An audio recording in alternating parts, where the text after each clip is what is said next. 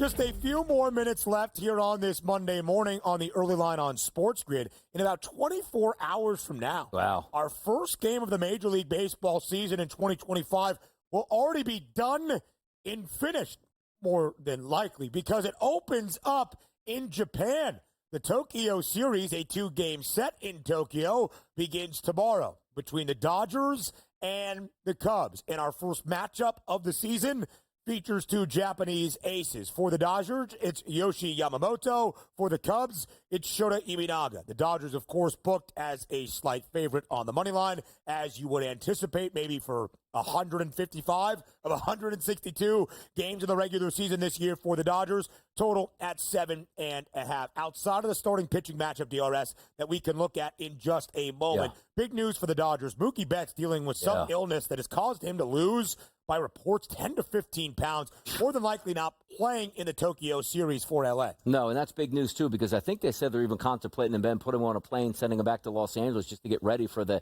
next couple spring training games and getting ready for the actual home opener, which will take place next week. But that is a scary situation. That's not like, hey, I got some sniffles, I don't feel that good. Yeah. 15 pounds for Mookie Betts, and as their manager pointed out, it's not so much about he can recover and play in these games. It's you're dehydrated. So, okay, run the second base. There goes a hamstring injury. There goes a calf injury. And now you're taking a look at saying I'm down 3 to 4 weeks at that point. Yeah. Good point sending him home, but trust me, the Dodgers got an A team, B team, C team, and a D team. Right. So even though one of the best players in baseball is out, you're like, hey, no big deal.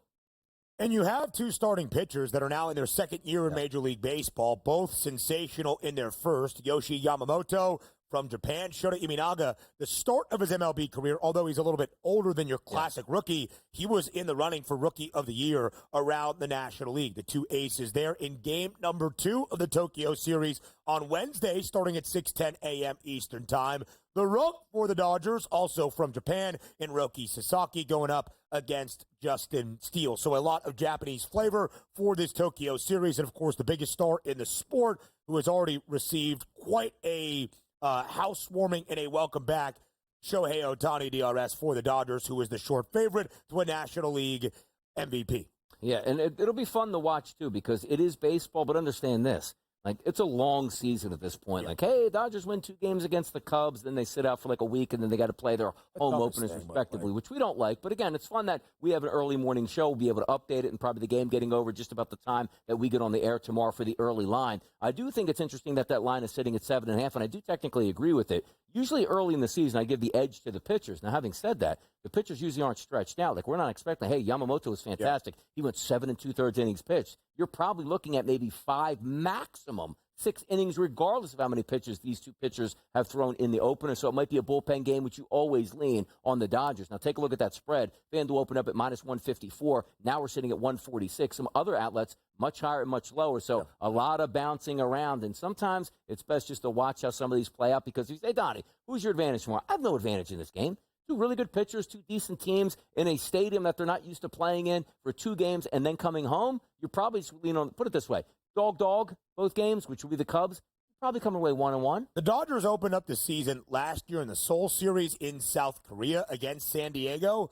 I believe they split that against the Padres as well, if I remember correctly. Last year, the first time in, I think, 10 years around MLB, we did not have at least one team get to 100 wins. Not a single 100-game winner, including the Dodgers, who ended up winning a World Series. That expected a change this time around. The Dodgers have a win total of 104.5. They are a -340 favorite to be a 100-win baseball team. The Cubbies, a more modest win total, 87 and a hook. But Donnie, Chicago, the favorites in slight minus money, -105 to win the National League Central. Yeah, I like the Cubs a little bit this year. And again, they play in a division that's manageable. They should be outspending everybody by a wide margin, but they don't, because they don't have to, and that's up to the owners at that point. But also focus on this for the Dodgers. It is crazy where they just say just a 100-win marker. 162 games, man. Like, are they going to be favored 150-plus games? For sure. Like, if they don't win 100 games this year, it's like, what are we doing? You should just go against the Dodgers every night, because their margin, Ben, isn't like, hey, we're worried about them being favored -135. Like, no, they're going to be -180+ every